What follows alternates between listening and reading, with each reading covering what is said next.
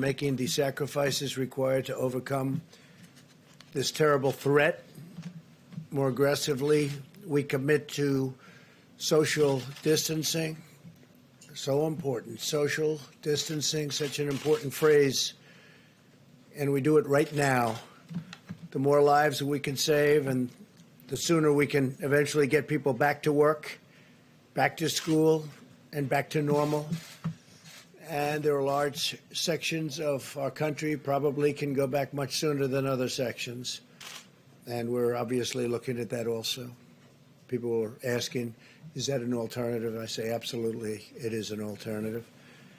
I have now approved major disaster declarations for New York, California, Washington, Iowa, Louisiana, Texas, and Florida. That has great significance, as you know, and legal significance. We're in a constant grouping, and I can say this, we have a large grouping of people that does nothing but communicate with the various officials, including we've been spending a lot of time with New York officials because that really is by far the hottest spot. They've got a number of very tough weeks ahead of them. The governor's doing a very good job. I spoke to the governor, Governor Cuomo, last night and this morning, and he mentioned that in his remarks that he's using that we are using, and I think he feels, because he understands negotiation, he thinks we're using very appropriately the Defense Production Act, and we're using it where needed. It's a great point of leverage. It's a great negotiating tool. But I will tell you, there's tremendous spirit from people and tremendous spirit with respect to these companies. And I don't have to use it very much at all. They want to do it. As you know, General Motors is involved, Ford's involved, 3M's involved, others are involved, and they're all working very hard to produce all different products. We had very little product when we came. We built it up, and we give it away as fast as we can to the different states. We're also, as you know, building numerous hospitals and medical centers throughout certain areas in New York. It's at the convention center, the Javits Convention Center. We're doing 4 hospitals, and we're doing throughout the state 4 medical centers there, somewhat different. I want you to know that I'm doing everything in my power to help the city pull through this challenge. I'm working very hard in New York. It's really by far our biggest problem. Maybe it will be, maybe it won't be. But there's a lot of good, capable people working on it with us, and our teams are working very well with the state representatives. We're also doing some very large testings throughout the country. I told you yesterday that in South Korea, this is not a knock in any way, because I just spoke with President Moon. We had a very good conversation about numerous other things. But they've done a very good job in testing. But we now are doing more testing than anybody by far. We do more in 8 days than they do in 8 weeks. And we go up on a daily basis exponentially. So it's really good. By the way, while I'm on it, I also spoke with Prime Minister Abe of Japan last night, and I congratulated him on a wise choice. I think it's going to be a fantastic Olympics 2021. I think it's going to be a fantastic Olympics. It was the absolute right decision to delay it for a full year and now have a full, beautiful Olympics. It's going to be very important because it's probably the first time, maybe ever, or certainly in a long time, that it was on a odd year. It's always on an even year, they tell me. But he's going to have a fantastic success, and now they'll have even more time. He didn't need any more time. Everything was perfectly ready. What a job they've done. But Japan, I want to congratulate Japan, the IOC, and Prime Minister Abe on a great decision. I think it's going to be a fantastic Olympics. I told him I'll be there. I'll be there. As we fight to protect American lives, we're also protecting American livelihoods. Democrats and Republicans in the Senate are very close to passing an emergency relief bill for American workers, families, and businesses. This legislation, in addition to the 2 bills I signed this month, it includes, as you know, sick leave and We have all sorts of things in for the workers, for families, but we have a tremendous paid sick leave provision for workers at no cost at all to the employers. And that's a big thing, no cost to the employers. We want to get everybody back working. Together, this $2.2 trillion legislative package is bigger than anything, I believe, ever passed in Congress. Perhaps, relatively speaking, if you go back, look during the FDR New Deal days, there was something that if you time value it, you could say it was bigger. I don't know. But this is certainly, in terms of dollars, by far and away the biggest ever done. And that's a tremendous thing because a lot of this money goes to jobs, and families. The Senate bill, as you know, includes $350 billion in job retention loans for small businesses, with loan forgiveness available for businesses that continue paying their workers. They continue paying their workers. That's what we want. We want them to keep their workers and pay their workers. This will help businesses keep workers on the payroll and allow our economy to quickly accelerate as soon as we defeat the virus. $300 billion in direct cash payments will be available for every American citizen earning less than $99,000 per year. That would be $3,400 very quickly for the typical family of four. Nothing like that's ever been done in our country. Up to $250 billion in expanded unemployment benefits. The average worker who has lost his or her job will receive 100% of their salary for up to 4 full months. Unlike normal unemployment benefits, independent contractors and the self-employed will be eligible. So you have independent contractors and self-employed people will be eligible for this. Over $100 billion to support the heroic work of our doctors, nurses, and hospitals. They've been incredible. $45 billion for disaster relief fund. So we are setting up a fund of $45 billion for disaster relief. That's more than doubling the amount available to support my national emergency and disaster declarations. It's a doubling up. $27 billion to build up the strategic national stockpile with critical supplies, including masks, respirators, pharmaceuticals, and everything you can imagine, because it was very depleted, like our military was depleted. Now we have a brand new military. Never had a military like this. We have equipment either coming or it's already come. For the most part, it's already come, but we have a lot of things that will soon be coming. Planes, missiles, rockets, lots of things. But the stockpile was very depleted, like everything else. This will also include significant funding for the development of vaccines on top of the $8 billion we approved several weeks ago. Over $500 billion in support for the hardest hit industries, with a ban on corporate stock buybacks, which is something I insisted on. And frankly, I tell you, the Republicans wanted that and the Democrats wanted that. We want them to use the money for the companies and the planes or whatever they may be helping to get over this rough patch.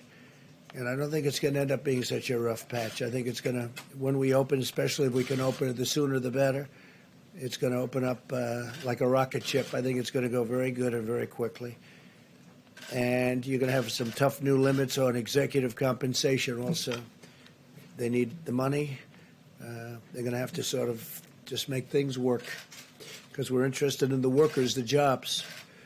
And we're interested in the companies, because that's really what fuels the workers in those great jobs. And we also have $16 billion in funding for the purchase of personal protective equipment. You know about that, such as masks and respirators, through the strategic national stockpile. I encourage the House to pass this vital legislation and send the bill to my desk for signature without delay. I will sign it immediately. We will have a signing, and it'll be a great signing and a great day for the American worker and for American families. and frankly, for American companies, some of which were having the best years they've ever had these last few years, and then a little bit less than a month ago, they went into a position that they haven't seen because of the hidden enemy, the virus. Earlier today, I spoke to the leaders of many of America's amazing nonprofit organizations. I thank them for their unwavering devotion to American people, to American families, to our nation.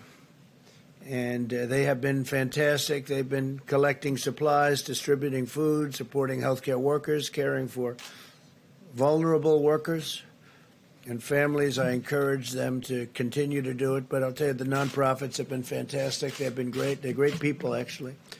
I know a lot of them. Finally, I want to provide a brief update on the critical supplies. Through FEMA, the federal government has delivered or is in the process of shipping 9.4 million N95 respirators. Think of that, 9.4 million.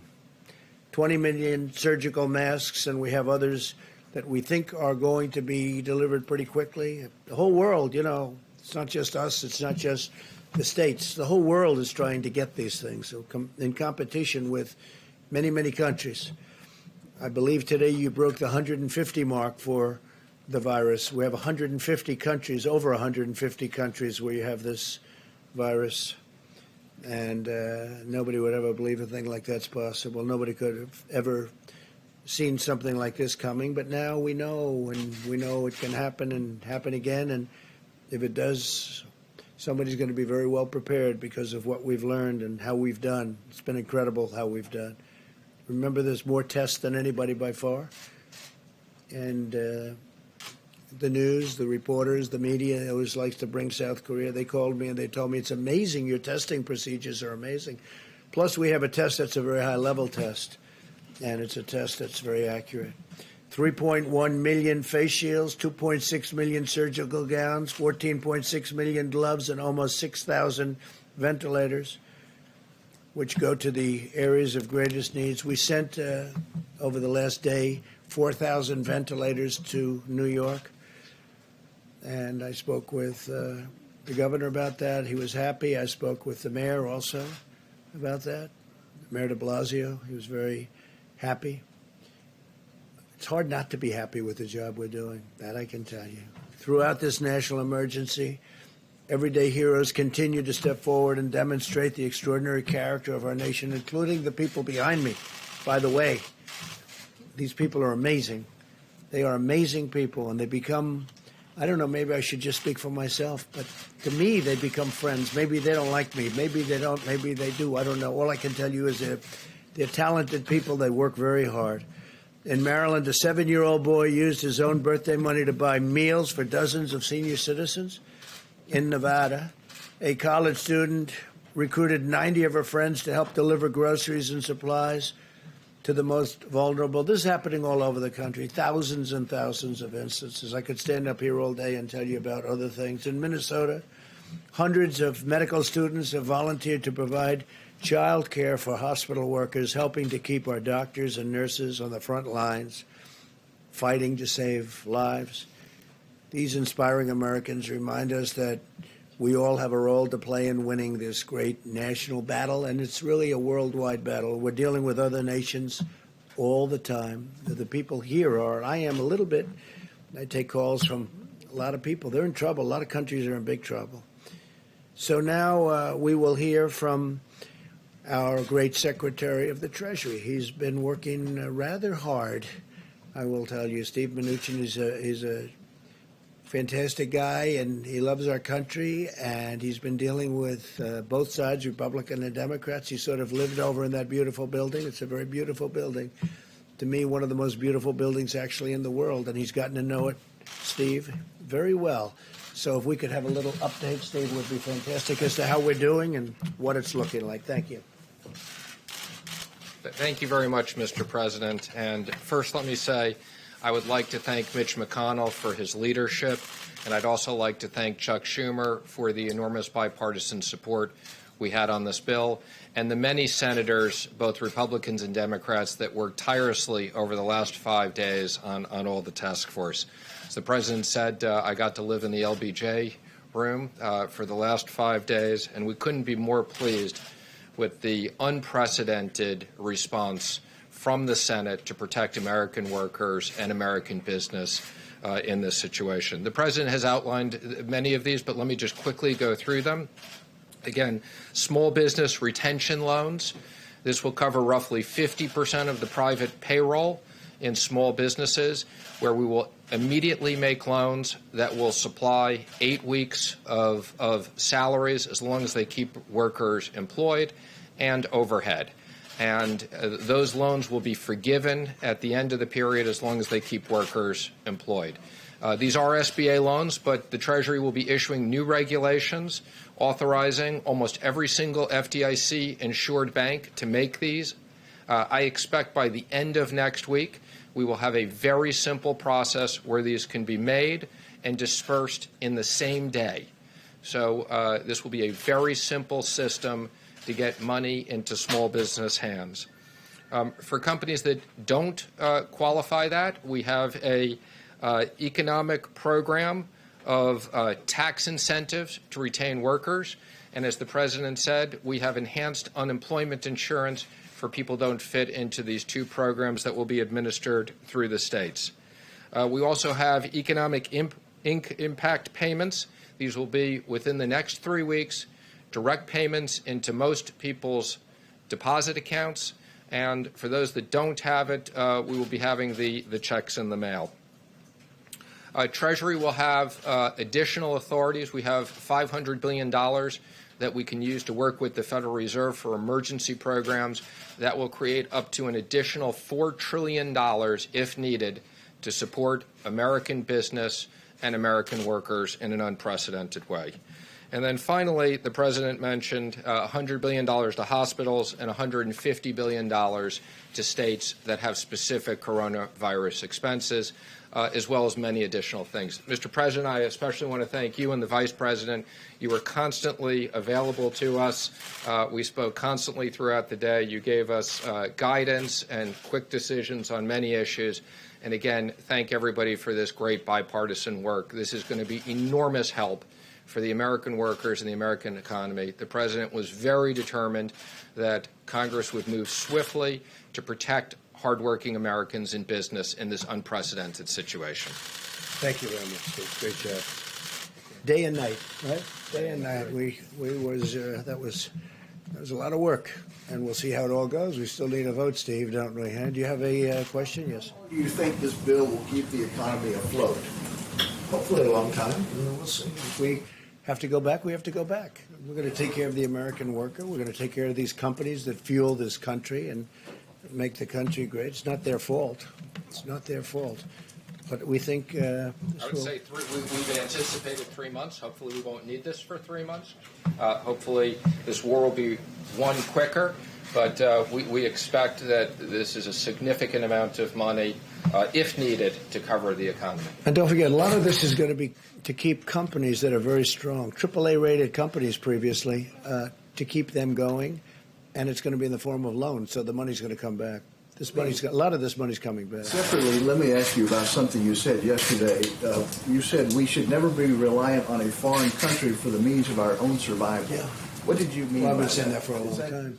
Well, we're reliant on many countries where we give up our supply chains, we give up our factories, we give up our production facilities, and we can buy it someplace else for a little bit lower price.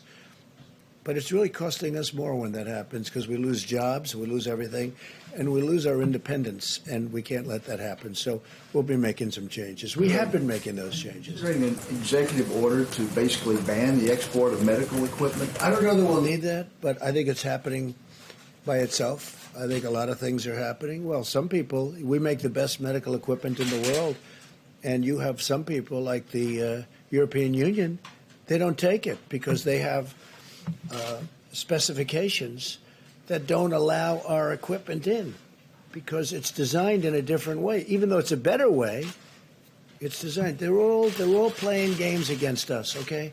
They've been playing games against us for years, and no president has ever done anything about it. But the European Union, you look at medical equipment, we make the best medical equipment in the world, but we can't sell it because or not appropriately. And yet we take their medical equipment in our country. We're changing things, Steve. All this is changing. But they have specifications so that our equipment, designed specifically so that our equipment can't come into their countries. It's a very terrible thing that's happened to our country. And let me tell you, some of the people that took the biggest advantage of us are allies. You know, we talk about allies. They took advantage of us in many ways, but financially as well as even militarily. When you look at, if you look at NATO, the abuse that was given to our country on NATO, where they wouldn't pay. And we were paying for everybody. We're paying. Now, because of me, they're paying a lot. Now they've paid $135 billion more.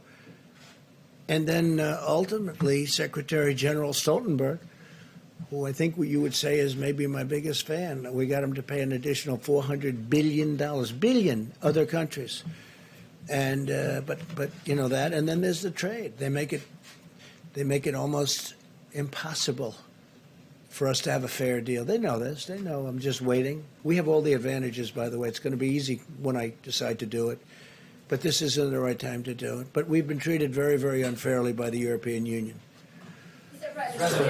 Please. Mr. President, 4 Republican senators have indicated that the extra $600 for unemployment insurance may encourage workers to leave their jobs, even though you can only collect unemployment if you're fired. I'm curious what you think of that concern. Well, I know the issue very well. We talked about it just a little while ago. Steve, I'm going to let you maybe discuss that. Sure. Now, the President and I spoke to several of those senators today, but let me just explain the issue, which is we wanted to have enhanced unemployment insurance. Most of these state systems have technology that's 30 years old or older. So if we had the ability to customize this with much more specifics, we would have. This was the only way we could assure that the states could get money out quickly in a fair way, so we used $600 across the board. And I don't think it'll create incentives. Most Americans, what they want to keep their jobs. And I said for 50% of these businesses, they will have the businesses keep those jobs. So this was our number one issue was how do we make sure that American workers who needed to keep getting paid, this is no fault of their own, that businesses have been shut down. The president and vice president wanted to make sure those hardworking Americans got money, and this was the most efficient way of doing it. Senators that you spoke with, are they in agreement now? I'm not going to comment on the specifics of where they are, but I would say, our expectation is this bill passes tonight and gets to the House tomorrow, and they pass it. We need to get this money into the American economy and American workers. That's the importance of this. The one good thing when you think about that, people are going to get actually more money, but we don't want to give a disincentive. But they have been talking about that. It's a good question, actually. Yes, ma'am, please. Yes, thank you. The family of, on another subject, the family of retired FBI agent Robert Levinson says that U.S. officials have concluded that he's died in Iranian custody. Are you aware of that? And how did U.S. officials reach that conclusion? I've been very much involved in that. And he was a great gentleman and a great family. It's just, I have to say this, and they've been making the statement to the family, I believe, but it's not looking good. He wasn't well for years anyway in Iran. It's not looking promising. We've gotten so many people back. We got 2 people back this week. But Robert Levinson, who was outstanding, he's been sick for a long time, and he had some rough problems prior to his detainment or capture, and we feel terribly for the family. But do you accept that he is dead? No, I don't accept that he's dead. I don't accept it. I'm telling you, it's not looking great, but I won't accept that he's dead. They haven't told us that he's dead, but a lot of people are thinking that is the case. Feel badly about it. Mr. President, you tweeted earlier linking the closing of the country to your election success in November. Is this Easter timeline based on your political interests? What do you mean by my election success? No. You tweeted. You said that the media wants the country to remain closed to hurt your odds No, of I think the being reelected. the media would like to see me do poorly in the election. I think Lawmakers and economists on both sides of the aisle have said that reopening the country by Easter is not a good idea. What is that plan based on? Just so you understand, are you ready? I think there are certain people that would like it not to open so quickly. I think there are certain people that would like it to do financially poorly because they think that would be very good as far as defeating me at the polls. And I don't know if that's so, but I do think it's so that there are people in your profession that would like that to happen. I think it's very clear. I think it's very clear that there are people in your profession that write fake news. You do. She does. There are people in your profession that write fake news. They would love to see me for whatever reason because we've done one hell of a job. Nobody's done the job that we've done. And it's lucky that you have this group here right now for this problem, or you wouldn't even have a country left. Okay. Go ahead, Mr. President, two questions. The first one, once you sign the $2 trillion package, how soon or how rapidly do you expect to see Who are you with? I'm with CBN. And my second question is, we are hearing you are pushing for April 6th to have direct payments issued to taxpayers. Is that the target date? I think it's Again, very much. I would say our expectation is within 3 weeks, we will have direct payments out where we have depository information. And we're looking to get a lot more information, and we have procedures to do that. So 3 weeks for that. And I would say the end of next week, we want all the banks to be able to originate loans same day. Thank you, Mr. President. I have two questions for you. One is this, that tomorrow you're going to be speaking with the G20 leaders, and I want to know if you're going to lead an effort to craft a worldwide ban on wild animal markets so as to prevent another pandemic, given that COVID-19 is a zoonotic that was transferred to humans in trade of exotic animals. Yeah, I don't know that subject's going to come up. There is a lot of talk that that's how this all happened, came out of China, and they say that's how it happened in China. So it's something maybe will be talked about, but it's not the top of my list. Yes, I think we're going to have a very good conference tomorrow. Well, and also, Dr. Ashish Shah, who is the head of Harvard's Global Health Institute, says that the key to getting this economy open as soon as possible is to test everyone who needs testing so we can quarantine all infected individuals and allow everyone else to go back to work immediately. Would you subscribe to that strategy? No, but we have tested more than anybody. I saw him. And if not, how many deaths are acceptable? Yeah. How many? None. Okay. How many deaths are acceptable to me? None. Okay, none. If that's your question. Look, I saw him. I saw his statement. We have tested by far more than anybody. We're testing more than anybody right now. There's nobody even close. And our tests are the best tests. They're the most accurate tests. But if you're saying we're going to test 350 million people, I watched his statement.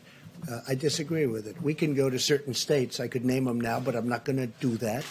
But we can go to certain states right now that have virtually no problem or a very small problem. We don't have to test the entire state in the Middle West or wherever they may be. We don't have to test the entire state. I think it's ridiculous. We don't have to do it.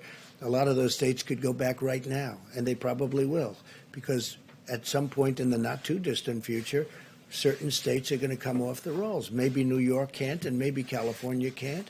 Maybe the state of Washington can't, although if you look at them, their biggest problem was in one nursing home. Yeah, go ahead. But the states aren't silent. And so, I mean, somebody, if you test one state and then the person moves over to the other state, well then... Well, you're going to just look at that. But if you take a look at the states, and many states that I'm talking about, they don't have a problem. We have some big problems, but it's confined to certain areas, high-density areas. So why would we test the entire nation, 350 people?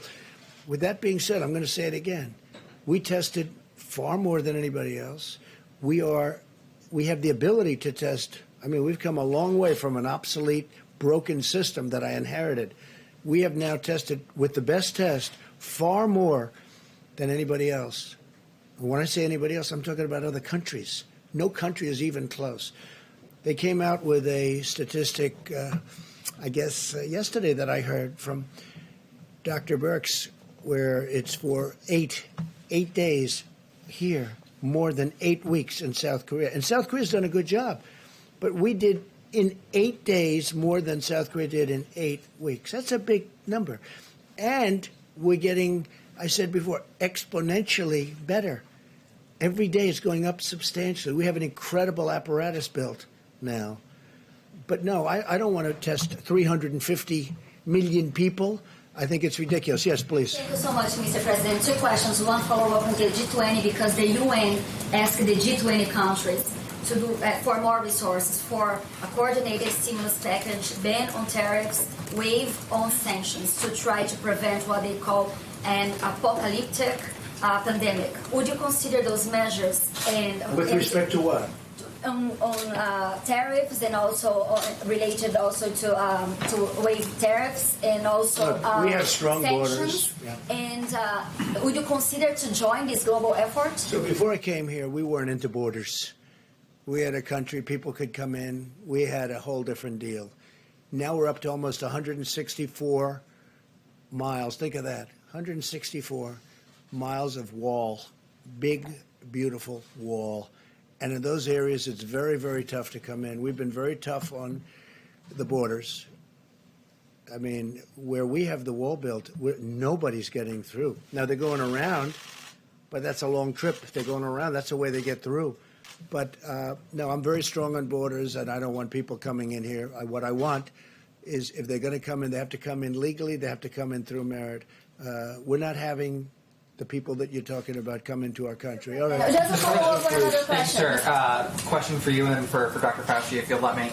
Both Republican and Democrat packages of the stimulus included $25 million worth of funding for the Kennedy Performance Arts Center here in Washington, D.C. Shouldn't that money be going to masks, respirators? Well, I tell you what, I approved that, and I knew it was $35 million, and we actually took off 10. But I'm a fan of that, although I haven't spent time there because I'm far too busy. I'd love to go there evenings, but I'm too busy doing things because that's more important for me than going there. But the Kennedy Center has suffered greatly because nobody can go there. It's essentially closed. And they do need some funding. And I said, look, that was a Democrat request. That was not my request. But you got to give them something. It's something that they wanted. You know, it works that way. The Democrats have treated us fairly. I really believe that we've had a very good back and forth. And I say that with respect to Chuck Schumer. I spoke to him a number of times. But, you know, they had requests also. So that was a request. There were 35, as you know, and it came down to 25. We got it down to 25. We agreed. I said, that's a lousy soundbite. That's not a good soundbite. But that's the way life works. With that being said, the Kennedy Center, they do a beautiful job, an incredible job. David Rubenstein does a fantastic job. He's very much involved, and he puts up a lot of money, and he does things that a lot of people wouldn't be able to do or do.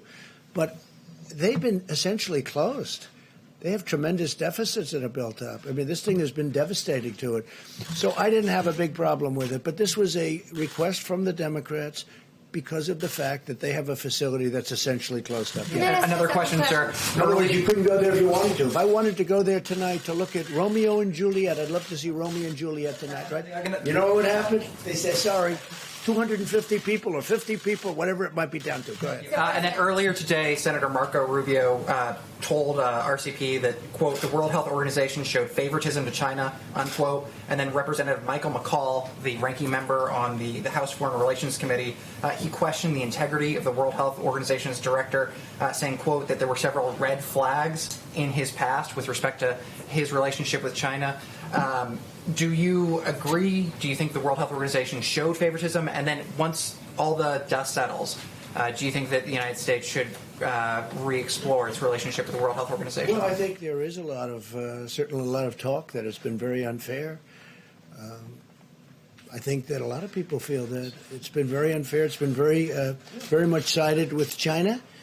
And a lot of people are not happy about it. At the same time, Dr. Fauci and myself and other people, there are people on there that we like and we know. I think your friends are on there, a lot of good people, a lot of good professionals. I don't know, it'd be interesting to hear if you'd like to talk about the World WHO. But the fact is that I have heard for years that is very much biased toward China. So I don't know. Doctor, you want me to get you into this political mess? No, I don't want you to do that, but I will. Tedros is really an outstanding person. I've known him from the time that he was the Minister of Health of Ethiopia. I mean, obviously, over the years, anyone who says that the WHO has not had problems has not been watching the WHO. But I think under his leadership, they've done very well. He has been all over this. I was on the phone with him a few hours ago leading a WHO call. Praising China's transparency, sir? No, I'm not talking about China. You asked me about Tedros. The World Health Organization praising China for its transparency and leadership on their response to the pandemic? You know, I can't comment on that because, I mean, I don't have any viewpoint into it. I mean, I don't even know what your question is. Can I follow up on that phone call, please? Welcome to the game. You know, let me just tell you, I've heard that for years. I spoke to him yesterday. Seems fine to me. I don't know. But we're the ones that gave the great response, and we're the ones that kept China out of here. And if we didn't do it, you'd have thousands and thousands of people who would have died, that are now living and happy. If I didn't do that early, call on China, and nobody wanted that to happen. Everybody thought it was just unnecessary to do it. And if we didn't do that, thousands and thousands of people would have died, more than what's happened. So that's it. All right, maybe one more. Steve, go ahead. When you have this G20 meeting tomorrow, what sort of coordinated response are you expecting? We're going to have a meeting with the 20 nations total, including us, and it'll be a conference call tomorrow morning sometime. I look forward to people I know I like. I think in every instance I like every one of them. But it'll be an interesting call. You'll be the first to know. Next week, when the 15-day period ends, what should we expect then? Are you going to extend it for another we'll week? Be talking. I'll be speaking. I'll be speaking with Tony. I'll be speaking with Deborah. I'll be speaking with some of the people that they like and respect, and they're going to bring along with them. We'll be speaking to Vice President Mike Pence and Steve, and we'll be speaking to everybody. I'm not going to do anything rash or hastily. I don't do that. But the country wants to get back to work. Our country was built to get back to work. We don't have a country where they say, hey, let's close it down for 2 years. We can't do that. It's not our country. So we're going to be talking, and it could be we'll do sections of our country. There's big sections of our country that are very, little affected by what's taken place. Then there are other sections that are very heavily affected. So there's a big difference. But no, I would say by Easter we'll have a recommendation, and maybe before Easter, and at the end of the 15th day, or even during the 15th day, I think we'll have some kind of a recommendation. But our country wants to get back to work, Steve. I have had so many people, and they want to practice social distancing, and they want to practice no handshaking. No handshaking. They're not going to walk around hugging and kissing each other in the office when they come back, even though they may feel like it. They're going to wash their hands more than they've ever done. They're going to do all the things you're supposed to do. But Steve, you know what? It's time. People want to get back to work. I get it from both sides, in all fairness. And maybe it's a combination of both. Tony said before, combination of both is sometimes very good. But there are areas that probably, they won't qualify. There are other areas that qualify almost now. So we're going to have to see what happens. But it'll be an interesting period of time. I'd like to get our country back. I have tremendous numbers of people wanting to go back. You have store owners where the store is sitting there. They don't know what's happening. They got to get back. You have businesses that are going to be closed. The longer we stay out, the longer we do it, we want to go quickly. The longer we stay out, the harder it is to bring this incredible. We were having the most successful years that we've ever had in the history of our country. You saw what happened yesterday with the stocks, and today they're up. I'm telling you, if Steve gets the deal done, the incredible incentive deal is going to take care of people. It's going to take care of our workers. It's going to take care of companies that employ all these workers, small and big. By the way, I would say we spend more time on the small companies, Steve, than we did on the big companies. People ask about that. We spend more time thinking about the small businesses than the big, and that really fuels our country. We want to get back, and the people want to get back. We want to get our country going again, and we'll be able to do that. So, Vice President's going to stay with you, and going to take a few more questions specifically, and I will see you tomorrow. Thank you very much. Question for you on the DPA, Mr. President. Mr. President, President, a question for you on the GPA.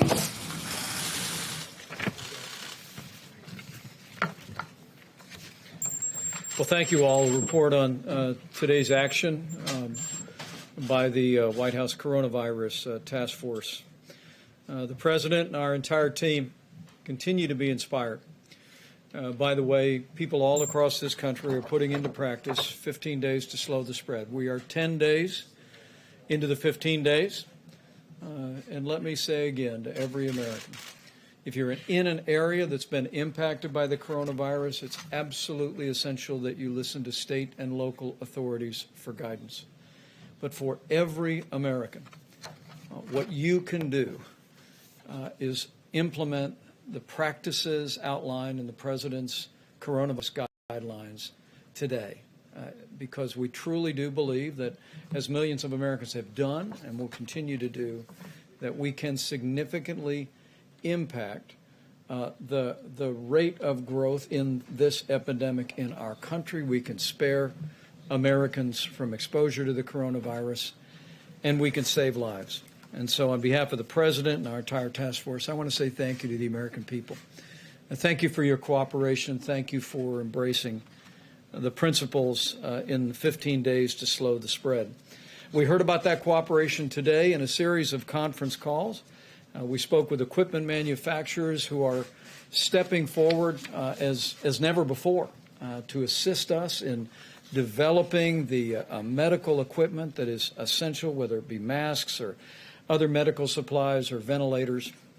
FEMA reported to our task force today that hundreds of companies have stepped forward to be involved in the supply chain, and we are vetting nearly 70 of those countries for specific repurposing of their manufacturing to produce everything from masks to gloves to gowns and, of course, to ventilators.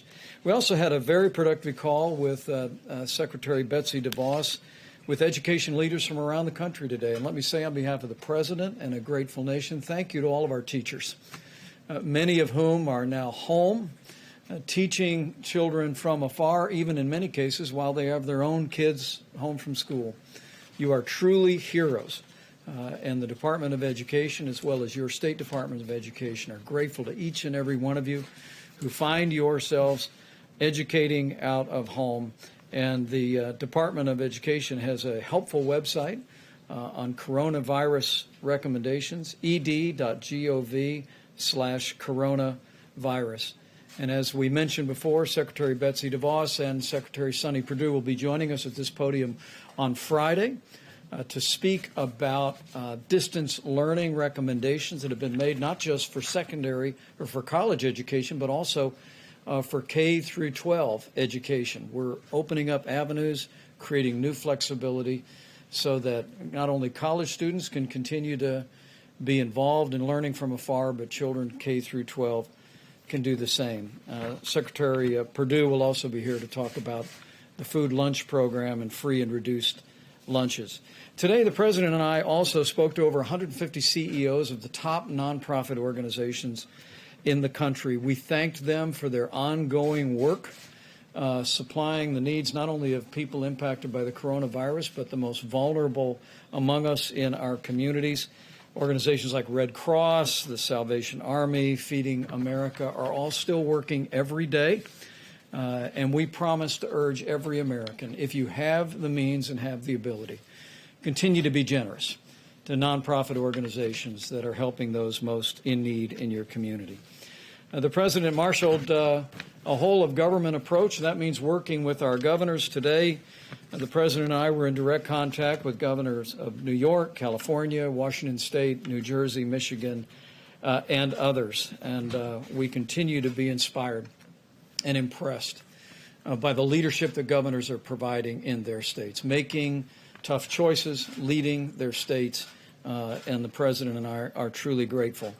The task force made a recommendation, and FEMA has assembled a team to provide technical assistance to the state of New York, and that team was welcomed by Governor Cuomo. Will be arriving on the ground there very soon, along with all the other resources that the President recently announced would be flowing to New York and to Washington State and to California.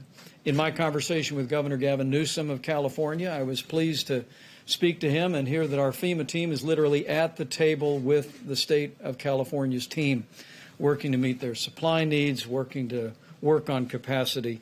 And I want people to know in the states that are most impacted by the coronavirus that we are with you. We're going to stay with you. We're going to continue to work around the clock to make sure your courageous healthcare workers, your health systems, and your state governments have the resources to support your response.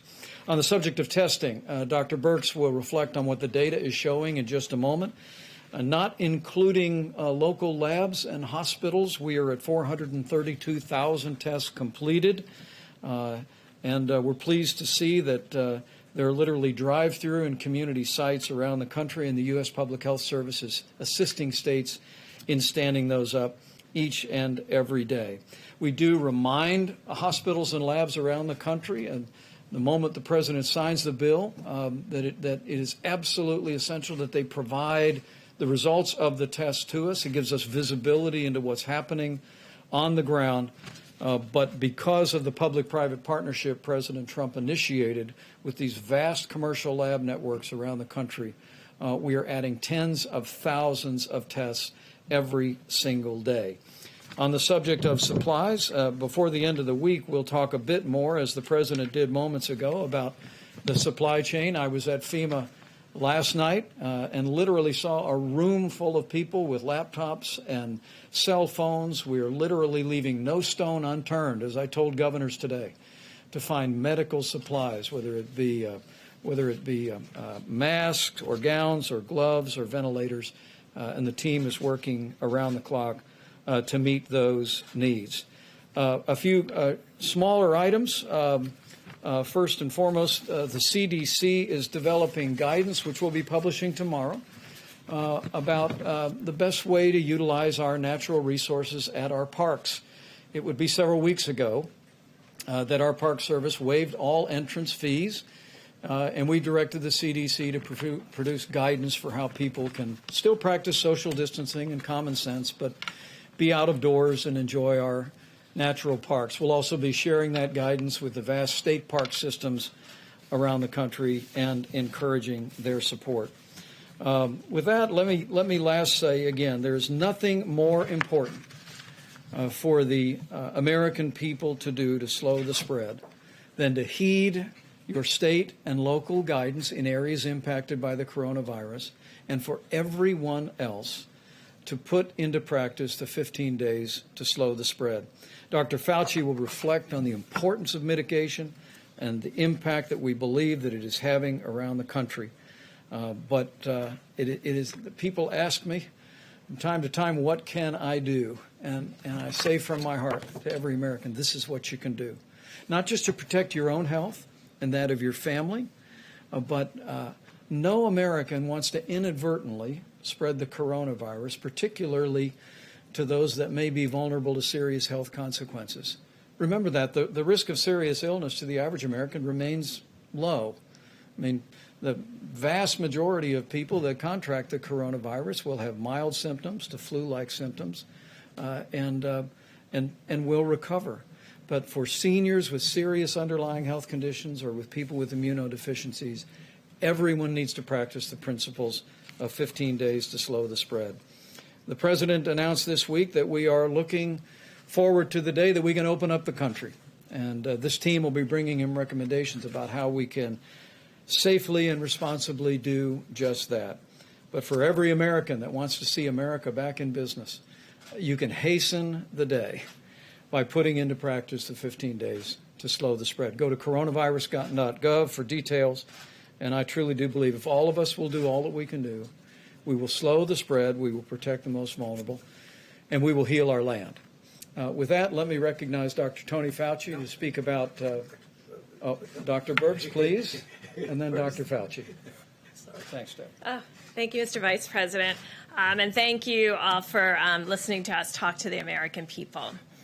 We've been watching the testing results. It's very critical to us. It's very critical to be looking at that very carefully. Let me tell you two things that are going on in parallel. Our system to look at flu-like illnesses is still up and running in county after county and state after state. And why is that important? For those who've been following the flu epidemic this year, you'll remember we had flu A, then we had another peak of flu B, and those systems that are in every single state and local government is the platform where we can see whether there's any increase in flu-like illnesses. So if you have very few cases in your state and in your counties, maintain your flu surveillance system that you work closely with the CDC on, and look for changes in your slope of new flu-like illnesses. And there are enough test kits, and there's particularly enough of the CDC test kit where we started that runs on your flu surveillance platform to be constantly surveilling what those flu-like illnesses are in our states and counties that have very low number of cases. We have counties still with 0 to 1 cases, but they can participate in the surveillance that we need to have out there now by using their flu-like surveillance system, and we thank all of the states who have that up and running. If you go to cdc.gov and go to flu surveillance, you can see state by state, and you can be looking at those curves with us. It's what we're looking at day by day, in addition to the testing results that are coming in. For the testing results, still, there's 4 counties that constitute the majority of both the current cases and new cases. I think you know those are New York City, Westchester, New York, Suffolk, and Nassau County. Those are the 4 counties, all associated with New York and the New York metro area. There's a few counties in New Jersey, but this is still where 56% of the cases are and 56% of the new cases. It's very important that people look at the number of new cases per day. Remember, we told you it was going to take us a while to work through the testing backlog. I think we're close to working through the testing backlog so that you can interpret the number of cases per day, and you will see in New York City that the number of cases per day has been relatively constant over the last 3 days. Those are the number of new cases per day. This is a real call to every person in New York City and the New York metro area to continue every one of these 15 days to slow the spread and to do that part of it at the same time that they're following the mayor's and governor's piece. Yesterday, we talked about people that may have left the metro area that were residents of the metro area that may have gone to secondary homes or other places to reside.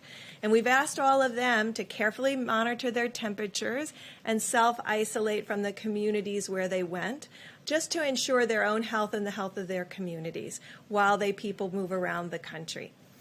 Finally, why this is so important. It's very important to me personally because my grandmother, for 88 years, lived with the fact that she was the one at age 11 who brought home flu to her mother, named Leah, for which I am named, when her mother had just delivered. And her mother succumbed to the great 1918 flu. She never forgot that she was the child that was in school that innocently brought that flu home. This is why we keep saying to every American, you have a role to protect each and every person that you interact with. We have a role to protect one another. It's why we are social distancing and you are social distancing. But to every American out there, when you are protecting yourself, you're protecting others. And if you inadvertently, I know, brought this virus home to someone with a pre-existing condition, I can tell you my grandmother lived with that for 88 years. So this is what we're trying. This is the message that's important to everybody. This is not a theoretic.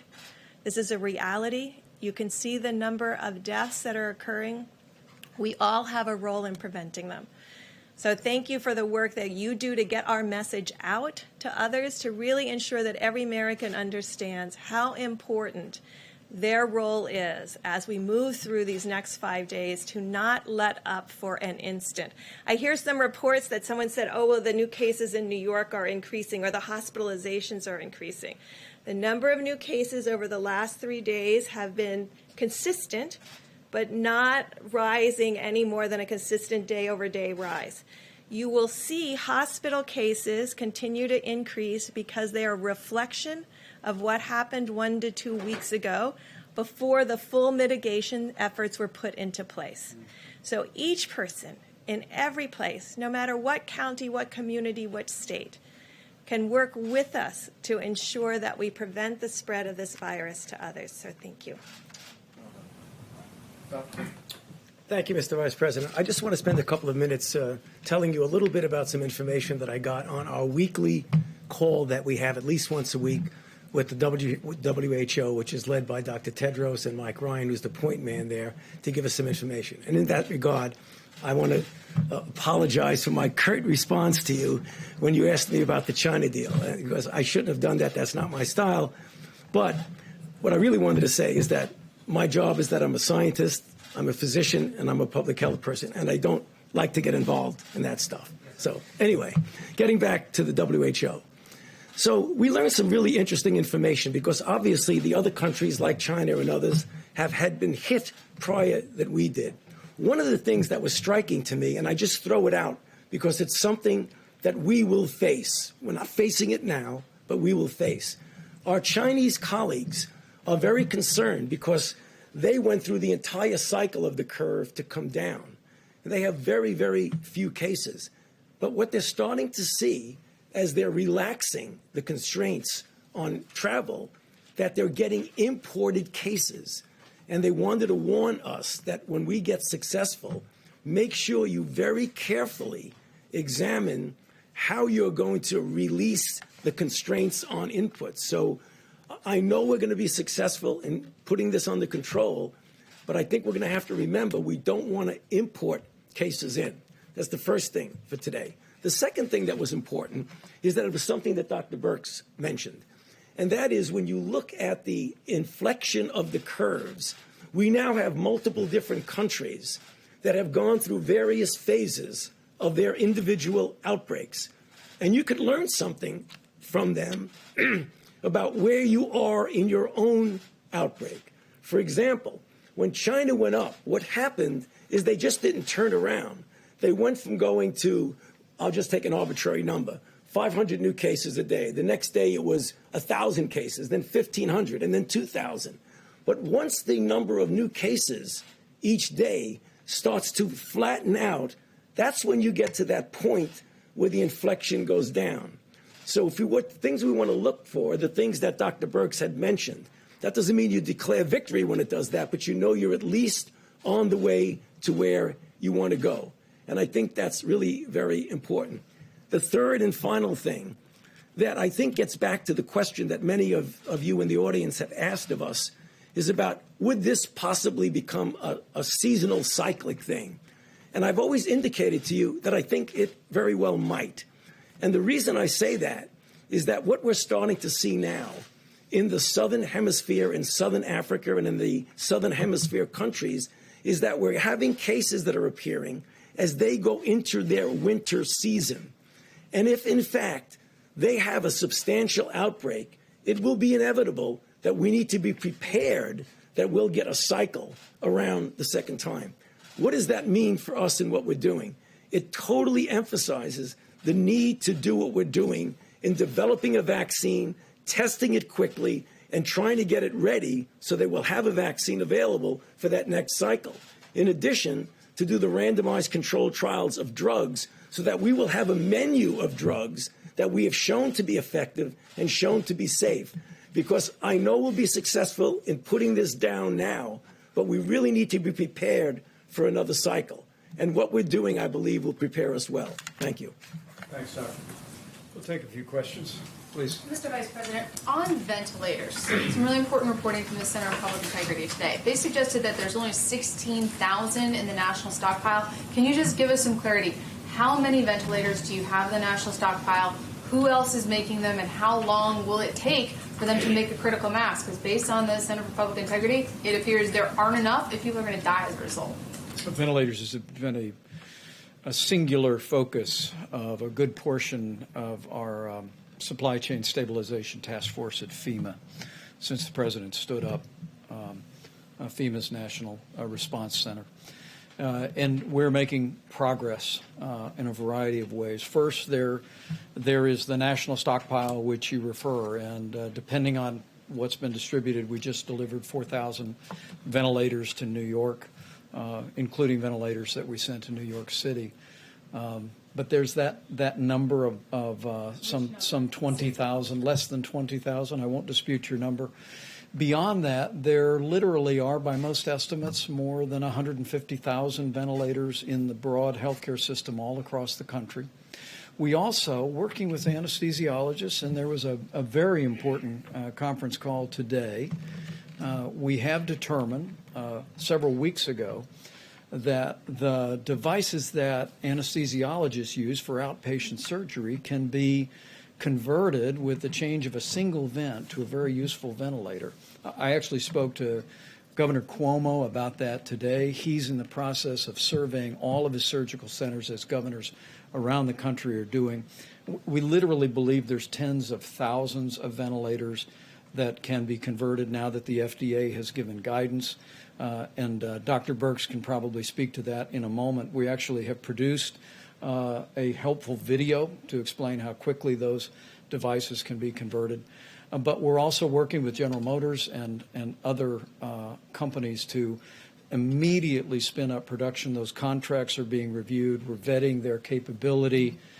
But one of the other ideas is, as we look at areas of the country that are most impacted, and now more than half of the cases for coronavirus are in New York State and in the region around there. But we'll want to focus our resources, including ventilators, on where communities are struggling the most with coronavirus. And so one of the ways that we're working through that at FEMA now is by spinning up production and at the same time working with the existing national supply, maybe from areas that don't have a particular burden yet with the coronavirus, and making sure that we're manufacturing, backfilling, and meeting that need. But what I can tell you is we've got an extraordinary team. Admiral Polovchek is a two-star Navy admiral who's doing an incredible job. We literally are identifying resources around the country and around the world. We're contracting and arranging transportation for those. But maybe Dr. Birx, you can speak to the ventilator, particularly the transition. Thank you, sir. So I just want to thank Dr. Mary Peterson and the whole team of the American Association of Anesthesiologists, because they immediately, when we asked them, could these be modified, they went to immediate work on it. They're going to have Q&As up but more importantly, every anesthesiologist in every city has been working with their state and local health officials to really work with them how to change this. And I think that's not only the ventilators that they'll be supplying, they have the people that run those ventilators that are not any longer doing elective surgery. So changing that elective surgery piece over a week ago has freed up a lot of additional resources.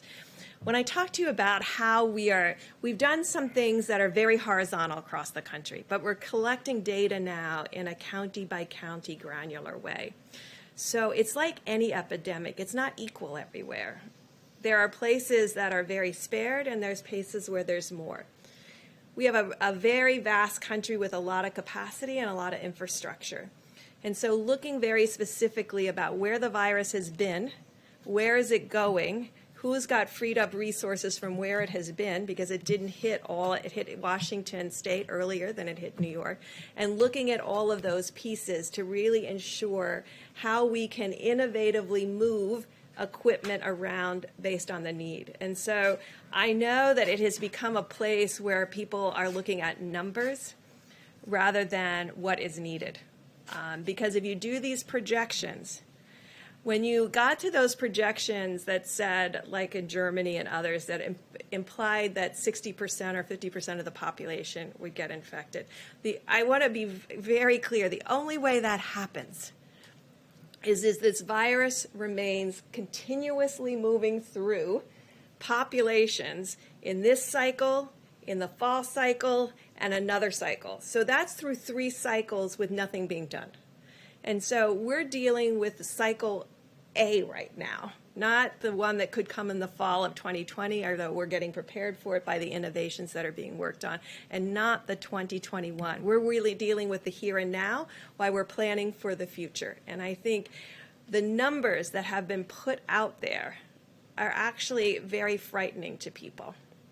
But I can tell you, if you go back and look at Wuhan and Hubei and all of these provinces, when they talk about 60,000 people being infected, even if you said, oh, right, well, there's asymptomatics and all of that, so you get to 600,000 people out of 80 million. That is nowhere close to the numbers that you see people putting out there. I think it has frightened the American people. I think on a model that you just run full out, you can get to those numbers if you have zero controls and you do nothing. And we know that every American is doing something. And so I think what our job right now is to carefully detail on a hospital by hospital, state by state, county by county, to outline what the infrastructure needs are and ensure that we're meeting them, both from the stockpile and from the generosity and movement of the American people and other hospitals. Dr. Burks, a lot of folks out there, well-intentioned, are sewing cloth masks and donating them to hospitals. So you or Dr. Fauci, can you weigh in on that? Because obviously these people have great intentions, but there's some mixed feedback on whether that's a good idea. I'm sorry. Better than nothing? Lots of surgical masks. People are sewing them. So clothing manufacturers, volunteers dropping them off at hospitals. Is that necessary? Is that helpful? Is it something you'd recommend? Well, I mean, you would only recommend that under desperate situations if you don't have any mask. But what we're seeing now, as you've heard, is a rather significant inflow of masks that are coming in that are going to be available. I mean, obviously, if you don't have a mask and you need a mask and it's appropriate for you to be wear it, you do what you can. But I don't see that now as a necessity, given what's going on right now. Great. Great. Mr. Vice President? We'll take a couple more. Thanks. Thank you, Mr. Vice President. We keep hearing reports of competition among states that are trying to buy this necessary equipment on the private market. And the governor of Kentucky said yesterday that his state was in line to buy some equipment, but FEMA came in and purchased it from under them. So he says this is creating a real problem for states because on the one hand, they're being told to get the equipment themselves if they can, but on the other hand, the federal government is buying up the supply chain. So is this a problem that you're hearing about, and what is your advice to states like Kentucky that are having this issue? I actually spoke to the governor of Michigan today, Governor Whitmer and I, about just that. And we put our FEMA regional representative right on the case. We want to make sure that we're acquiring every bit as much as we can through FEMA. But as we work with the supply chain, we want to have full coordination with the states and the requests they're making and hospitals that they're making. And we're looking into those matters. But make no mistake about it, this FEMA team at the President's direction is leaning into this effort, leaving no stone unturned, literally searching not just the nation but the world for all these critical supplies. And as the President just reported to you, we're in the process of shipping 9.4 million N95 respirators, 20 million surgical masks, 3.1 million face shields, and the list goes on. And we're going to be shipping those every single day. But as I told Governor Whitmer today, who's leading her state through all of this with great energy, we want to partner with her. We want to partner with every governor and make sure that the left hand knows what the right hand is doing in terms of acquiring resources. Mr. Vice President, thank you, sir. Or how about you right here? Thank you so much. No, right here. Thank you. Can I ask the next one? On the mask question, healthcare workers on the ground still report that there are mask shortages. What timeline do you predict for making sure everyone who needs a mask is adequately supplied? Well, I'm going to let Dr. Burks address that as well. But let me say again, I just received a report. We're going to be detailing it before the end of the week, where we've literally identified significant resources, not just around the country but around the world, of the masks that can be used by healthcare workers.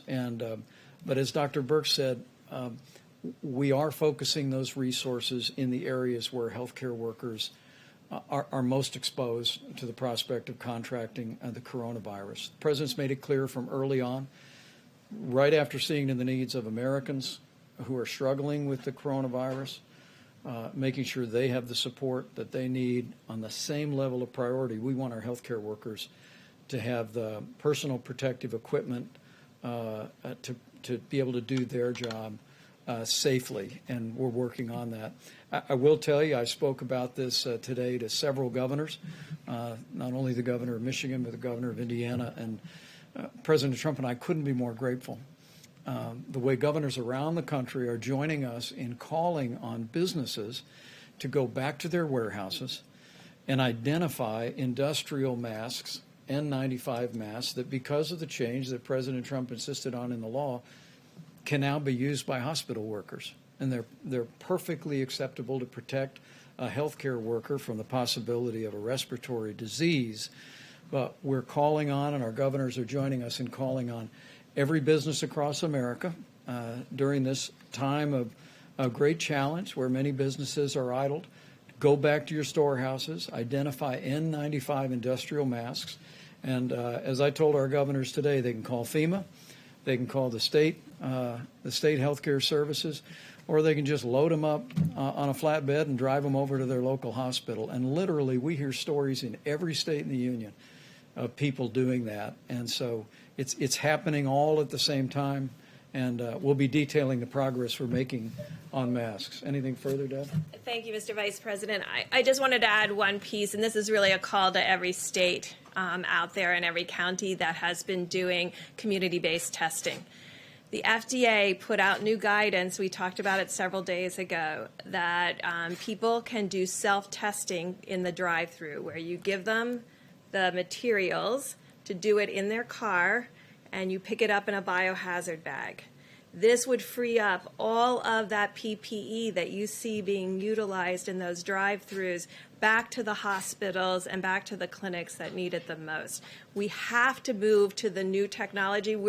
FDA worked tirelessly to get that out there so that it could be sparing of gowns and gloves and full respiratory N95s. This is the moment to move to that self-testing front of nose with the new applicators that can be utilized so that every single bit of the N95s can be put into the hospitals that need it. Dr. Burks. Mr. Vice President. Let me just say we look forward to seeing you all tomorrow.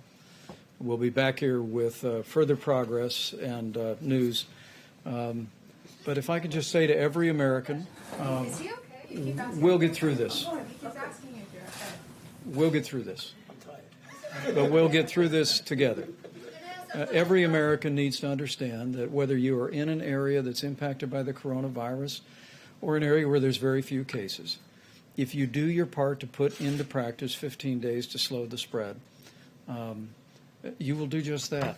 You'll impact the spread of this coronavirus epidemic in our country. These experts tell me that we can significantly reduce the number of Americans that would be exposed to the coronavirus as every American continues to put these guidelines into practice. And we just know that with all of the extraordinary effort that's being done at the federal level by this tremendous team and all of our agencies, all the great leadership by governors in both parties across the country, with all the incredible and courageous work by healthcare workers, with the cooperation and the prayers of the American people, we will get this done. We will not only slow the spread, we'll protect the vulnerable, and we'll heal our land. Thank you all. We'll see you tomorrow. Question on the area.